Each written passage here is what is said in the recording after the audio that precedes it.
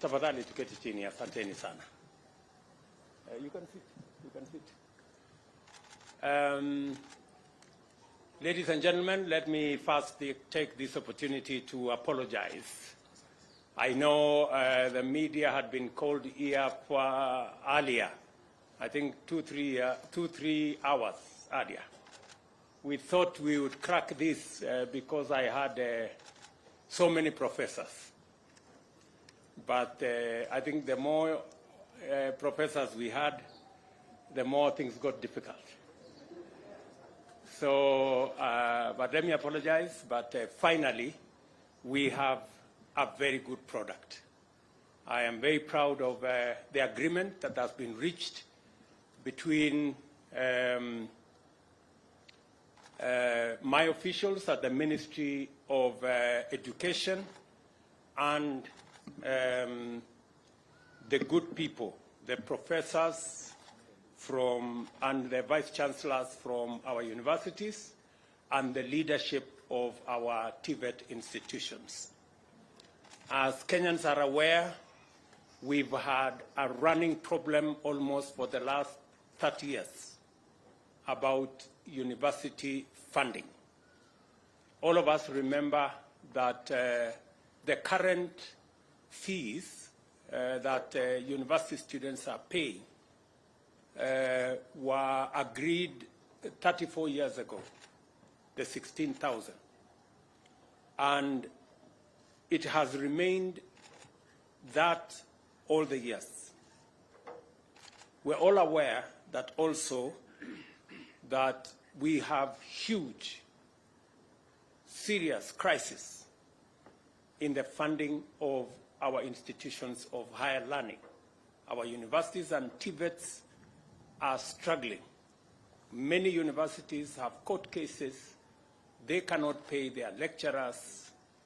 And statistics show that the 54 billion that we budget for university education is less than 50% of the requirement of our universities to carry out the curriculum being taught in our universities. As a result, universities have been forced to cut corners, if I may put it crudely, and look for alternative ways of trying to get our students taught. And therefore, it became necessary, and I did ask my economic team, led by Professor David Ndii, who is here, to sit down with our university vice chancellors. They've had many meetings. I have had many meetings myself with the team that was negotiating. I think I have had 7 different meetings for many hours. I am happy to announce to the country that finally we have a new funding model for our universities and our TVETs in the Republic of Kenya that will provide adequate resources that are predictable and that are adequate for the teaching of our children, because we believe that as a country, the single biggest resource we have as a nation is our human capital. And education is the instrument that we use to sharpen our human capital. Any underinvestment, any challenge in our education spells not very good news to our human capital. And therefore, I want to make the following statement. In recent times, higher education has experienced significant expansion, providing numerous high school graduates with opportunities to pursue a university degree or a college diploma or a certificate in a TVET. However, it also encounters various challenges, primarily due to the massive enrollments and inadequate funding. Most of our universities are sagging under a heavy burden of huge debts arising from unpaid staff salaries, unremitted statutory deductions, pensions, SACCO dues, bank loans, and unpaid suppliers. In total, our universities are indebted to the tune of 60.2 billion Kenya shillings, a figure that continues to grow every month.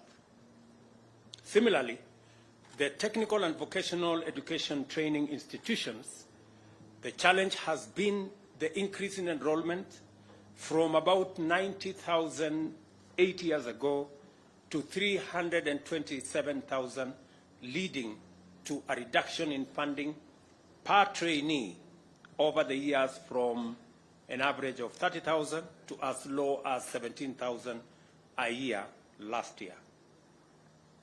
It is therefore crucial and necessary to develop a new funding model to address the financial challenges facing higher education. This new funding model does not increase university fees.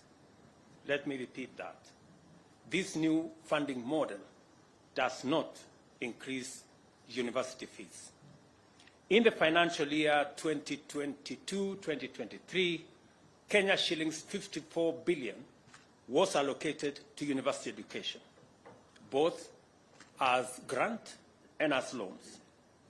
In the next financial year, under the new model, we are increasing the budgetary allocation from 54 billion to 84.6 billion, an extra 30.6 billion. This is an increase of 56% and translates to an increase of funding per student from 152,000 to Kenya shillings 208,000, an increase of 37%.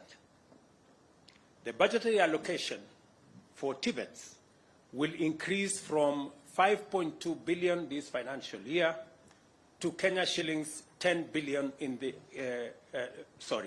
the budgetary allocation for TVETs will increase from 5.2 billion in the financial year 22-23 to Kenya shillings 10 billion in the financial year 2023-2024. The cost of training TVET students will be 67,000 Kenya shillings per year per trainee, and that is significant. Universities and TVETs will no longer receive, under the new funding model, block funding in form of grants based on differentiated unit costs. The government has resolved that university funding will henceforth be student-centered and be apportioned to individual students according to their level of need.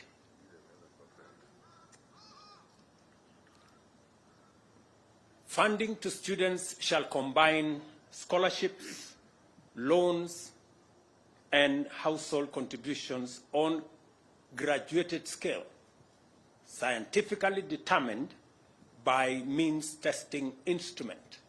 The means testing instrument is an instrument that has been developed by Higher Education Loans Board over the last 20 years. Students will be categorized according to 4 levels of need. Vulnerable, actually 3 levels: vulnerable, less vulnerable, and able. All students shall be supported adequately to meet the cost of the program they choose to pursue. No student will ever be left behind. The government shall fully fund the vulnerable students, who comprise 29% of students joining university. And these are 45,000 students will be funded fully by the government of Kenya. And in our TVET institutions, 42,000 students this year will equally be funded fully by the government of Kenya. Their parents will contribute nothing. The funding shall be through government scholarships and loans. For the first time, students whose households are at the bottom of the pyramid shall enjoy equal opportunity in accessing university and TVET education. Their households shall not make any contributions towards the education of their children because of their financial status. Students from less needy households joining university will receive government scholarship of up to 53% and loans from the government of up to 40%, a total of 93%. 7% will be contributed by their households to meet the university education. Category number 3, the able students from able households joining university will be funded through a government scholarship up to a maximum of 38% of the cost of the program and 55% in form of loans. Again, in this case, their households will pay only 7%. The difference between these two is that the less needy students will get more scholarship and less loan. The able students will get more loans and less scholarship. In the TVET category, the less needy students joining TVET will receive government scholarship up to a maximum of 50% and 30% loans from the government. Their households will pay 20% of the cost. The able students joining TVETs will be funded to the tune of 32% for government scholarship and 48% for government loans, and their households will equally contribute 20% of their costs. Universities will therefore be required to declare and publicize the actual cost of their programs. No public university shall levy additional charges or raise its fees without the approval of the University Funding Board. Students who are eligible shall apply for government scholarships, loans, as well as bursaries from complementary funding agencies, including county governments, the national government constituency development funds, and private companies. The University Funding Board shall share information with students on availability of sources of funding through its portal and streamline the application program. The new model of funding higher education to be implemented effective this academic year 2023-2024 will commence with a new cohort of 173,127 students joining universities and 145,325 students joining TVETs. All continuing government-sponsored students shall be supported in line with the previous existing funding model. Starting from 2023-2024 academic year, the process of placing students to universities and TVETs shall not be linked to funding. All universities and TVETs shall, with immediate effect, disclose and provide information on the cost of their academic programs to the Kenya University and Colleges Central Placement Service. The Placement Service shall publish this information prior to placement of students so that students can choose the universities they want to join. With a new funding model, universities and TVETs will be motivated to raise additional resources and to enhance the quality of education so as to attract more students. Overall, there will be 4 funding streams to ensure the sustainability of university and TVETs. This shall include student-centered funding, the one I have explained. We are going to interrogate now research funding. We are going also to separate this from capital infrastructure grants that will now go to universities for development of university facilities. And also we will be encouraging fee-for-service, such as consultancy, where universities can provide this service. Having developed an elaborate framework on student-centered funding, we shall turn our attention to the other 3 funding options in the short term. Let me also explain that we have agreed with these good people that the Kenya National Bureau of Statistics will work out how these fees will be graduated year by year, will give us the model so that we do not end up with the situation where we are today, that we are using numbers that were agreed upon 30 years ago. These numbers shall keep increasing year by year, depending on what the Kenya National Bureau of Statistics gives us, what is that factor that we are going to be working on. The Cabinet Secretary for Education shall take immediate action to operationalize the new funding model as it has been agreed between the Government of Kenya and our university and TVET institutions. I can take a question or two. Asanteni sana.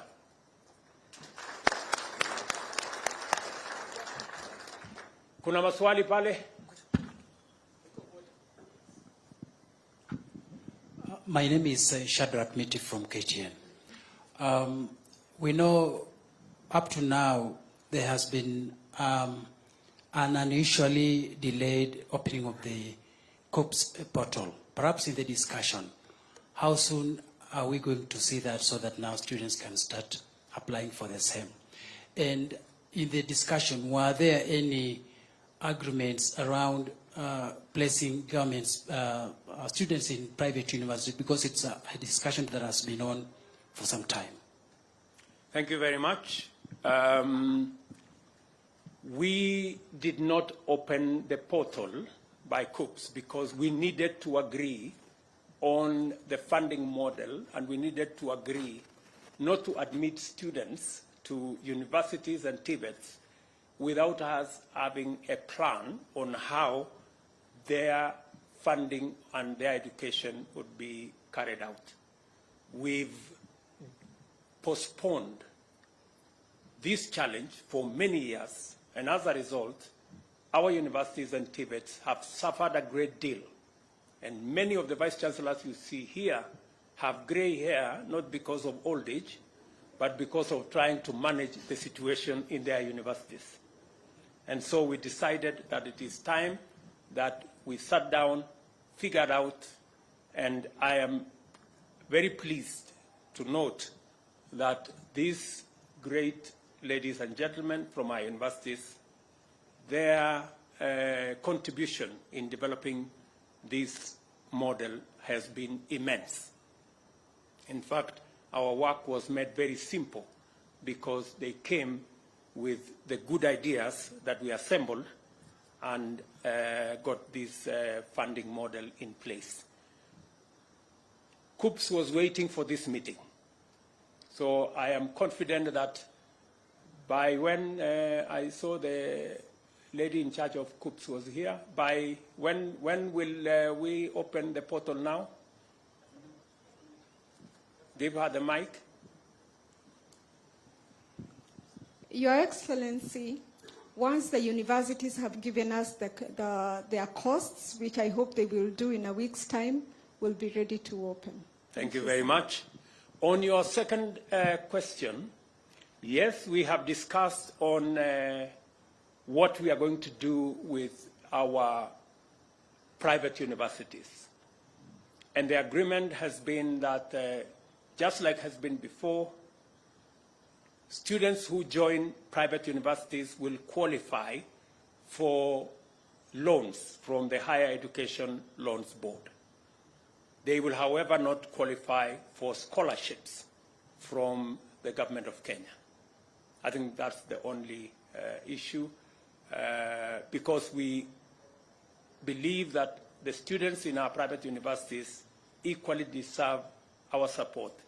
That's why we have said they will qualify for Higher Education Loans Board, just like all the other students. The scholarship from government will only be limited to students in public universities. Any other question? My name is David Muchongo from the Daily Nation. You have given the categories of the students that we will be the vulnerable, less vulnerable, and able. Do we have a formula of working that out so that we weed out fraudsters? Yes, it is exactly the point why we have, and as I told you, we have a means testing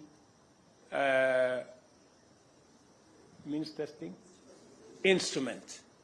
We have a means testing instrument that has been in the works since I was at the university, almost 25, 30 years ago.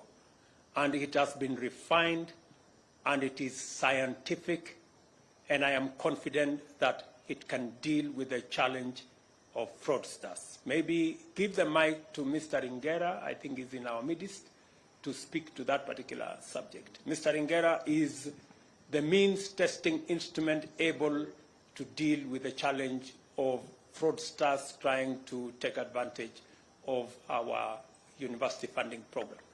Thank you, His Excellency. I can confirm we have a lot of linkages with Kenya Revenue Authority. Maybe you can look at those cameras so that... Yes, I want to confirm that the means testing instrument has linkages with the Kenya Revenue Authority, the Registrar of Persons, and we fetch data from all these people. Remember again, the local chief has to sign off that form, and also your local pastor. So if you have to lie as a fraudster, then you lie with all those good people. Thank you. Okay.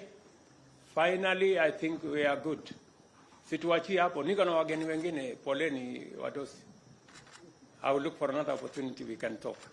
Asanteni sana. Thank you.